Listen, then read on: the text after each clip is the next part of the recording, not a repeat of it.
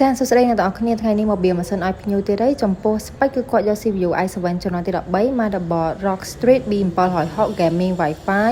graphic card 568G មាន M.2 មួយតេមួយគ្រាប់និង 4 តេ2គ្រាប់មាន RAM 16G 2ដើមផងដែរ Power 750W មាន Air Cooler ដូច្នេះបើអ្នកទាំងអស់គ្នាត្រូវការបៀ PC upgrade component ផ្នែកណាមួយអាចឆាតមកខ្ញុំបានតាម Facebook page ហាង 1Gear Commenter ឬលេខ Telegram លេខ07